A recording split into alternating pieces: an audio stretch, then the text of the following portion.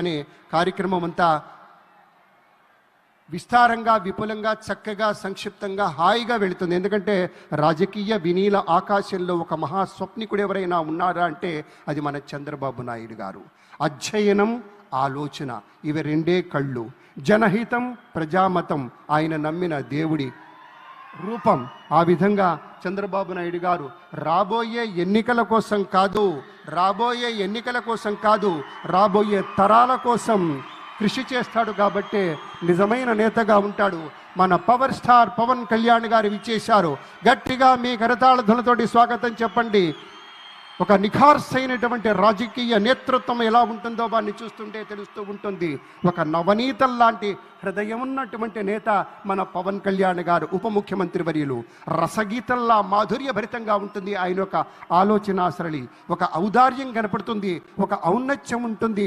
సదా వందనీయమైనటువంటి ఆదర్శం ఆయన మాటలో, ఆయన చేతలో స్ఫుటంగా కనిపిస్తుంది. కాబట్టే జనసేన మొత్తం ఎంతో విస్తృతమైనటువంటి రీతిలో గట్టిగా, మనస్ఫూర్తిగా మన పవర్ స్టార్కి స్వాగతం చెప్తారు. ఎందుకంటే ఆయన రేపటి రోజు మాత్రమే చూడడు. మన చంద్రబాబు గారిలా ఒక దీర్ఘగామి, దీర్ఘదర్శి.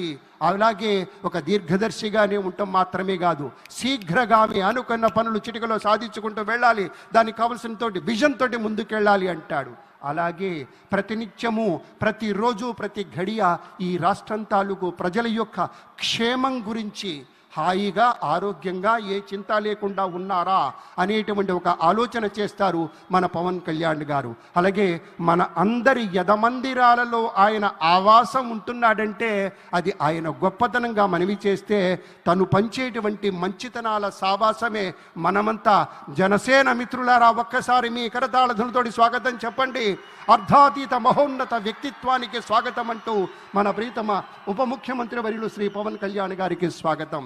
పెద్దలారా, మనిషి మనసు కలిస్తేనే ఒక మహోన్నతమైనటువంటి నగిషి నగల ధగాయమానంగా మెరిసేటువంటి రీతిలో నిరాడంబరత అనేటువంటి ఉనికిని నిశ్శబ్దమైనటువంటి విజయంగా మలుచుకుంటూ ముందుకెళ్ళినప్పుడే మనకి సాకారమయ్యేటువంటి దృష్టాంతాలు అనేకంగా మనవి చేస్తూ, ఇప్పుడు మరికొంచెం సేపట్లో మన ముఖ్యమంత్రి గారు అలాగే అనుసరించి ప్రధాని గారు విచ్చేస్తారు.